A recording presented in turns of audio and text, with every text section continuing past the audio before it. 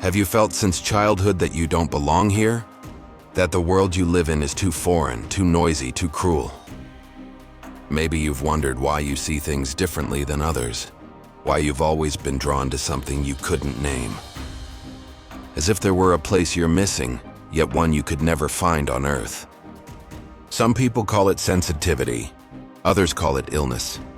But there is another possibility, far more mysterious and for some even frightening. The possibility that you're not from here, that your soul didn't come to Earth for the first time, but journeyed here from the stars. Such people are called wanderers, travelers born among us, though their true home lies far beyond this world.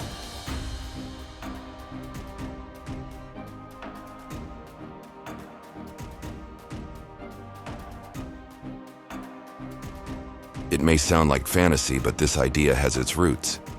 It appeared several decades ago in writings that remain among the most mysterious documents of modern times. And from that moment on, it spread across the world, because many people recognized themselves in those pages. Let's uncover together where wanderers came from, how to recognize them, and what it might mean not only for them, but for all of humanity. The term wanderers didn't appear by accident. It was brought into the world through texts known as the Law of One. These writings emerged in the early 1980s in the United States, when a group of researchers claimed they had managed to establish contact with an invisible collective consciousness that called itself Ra. This Ra was said to be a sixth density being, an entity composed of many souls who had once lived on other worlds and now acted as guides. Through deep trance, medium Carla Ruckert recorded the answers to questions asked by physicist Don Elkins and assistant Jim McCarty.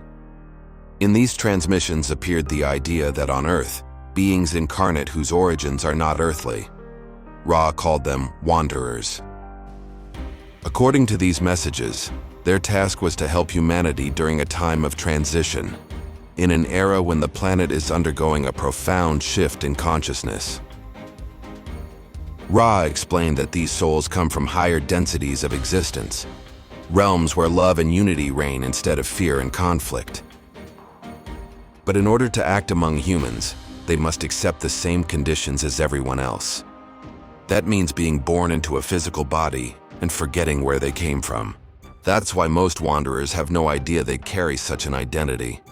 They live ordinary lives, often full of confusion and searching, but deep within, they still hear the call that their true home is elsewhere, and that they are here to spread something they themselves cannot fully explain: light, compassion, and a different perspective on life. So if a wanderer forgets where they came from, how can they be recognized? According to the Law of One and the experiences of those who identify with this idea, there are several common signs. Many wanderers say that even as children, they felt they didn't belong. While other kids played carefree, they observed the world from a distance.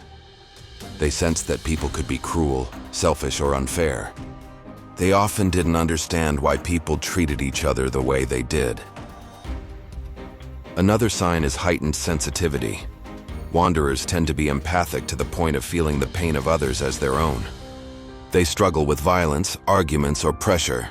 Some think this makes them weak, but in truth they simply perceive more subtly than others.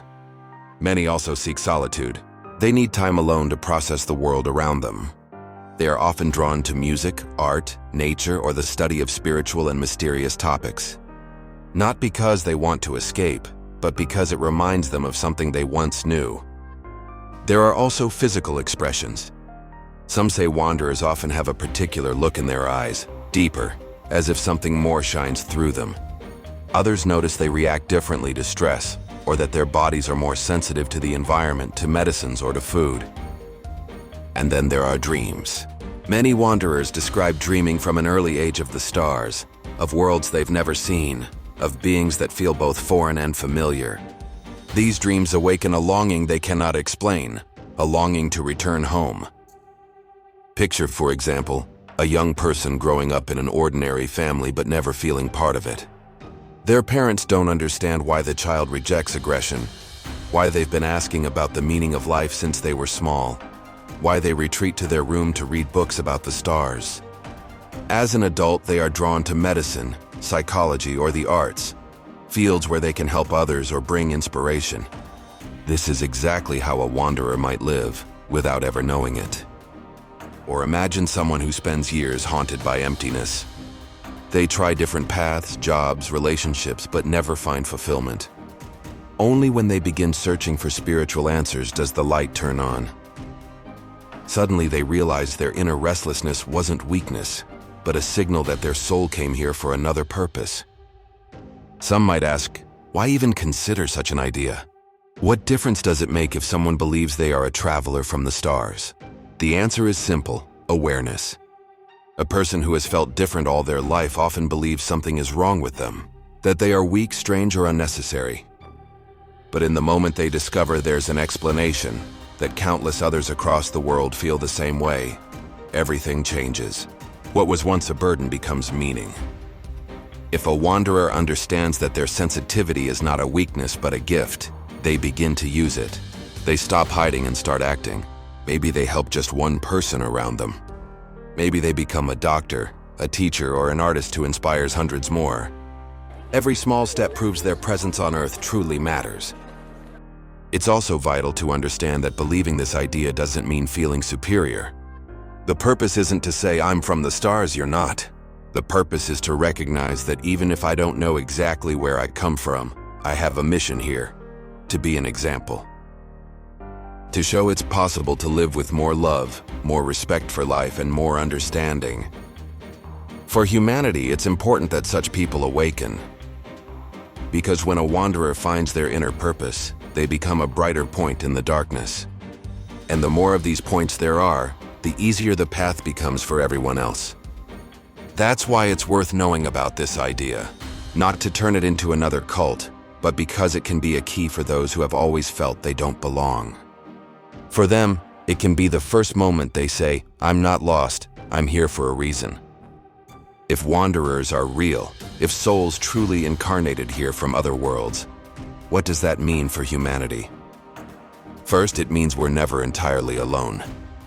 That in times of greatest crisis, consciousness arrives to bring a different perspective. Not to save us by force, but to reveal possibilities we ourselves overlook. For society, this can be a catalyst.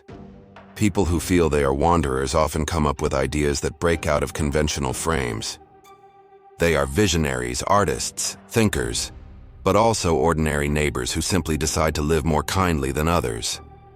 They bring a different frequency into the world, subtly reshaping the entire environment. For humanity as a whole, this theory also carries a warning. If wanderers get lost in chaos, if they give in to the same fears and hatreds as others, their presence loses meaning. But if they can awaken, they can act as catalysts for change. Not by ruling the world, but by living as proof that another way is possible. And there's another dimension. If we accept the possibility that souls came here from the stars, then our understanding of life shifts. We're no longer just an isolated planet drifting randomly through space. We become part of something greater, part of a cosmic story. And that alone could move humanity, from seeing itself as small and separate to recognizing we're connected, and that our actions reach far beyond what we imagine. Maybe it's all just a story, maybe it's only a metaphor, but maybe it's reality, closer than we think. Because whether you come from the stars or from Earth, the essence is the same. Each of us can be a traveler. Each of us can bring something this world needs. If you are a wanderer, you don't need proof. Your proof is in your heart, in the fact that you never stop asking why the world is the way it is, in the fact that you try to help, even when it's hard, and in the fact that even if you feel you don't belong here, you are here, and your presence matters. For humanity, it's essential to realize that change won't begin with governments or armies, but within individuals. And wanderers can be the sparks that remind us humanity is capable of more than just surviving. So next time you look up at the stars and feel that strange mix of sadness and joy, remember, maybe it isn't just a dream. Maybe it's a memory. And maybe you are one of those who came to remind us that light never goes out. If this story resonated with you, don't forget to subscribe.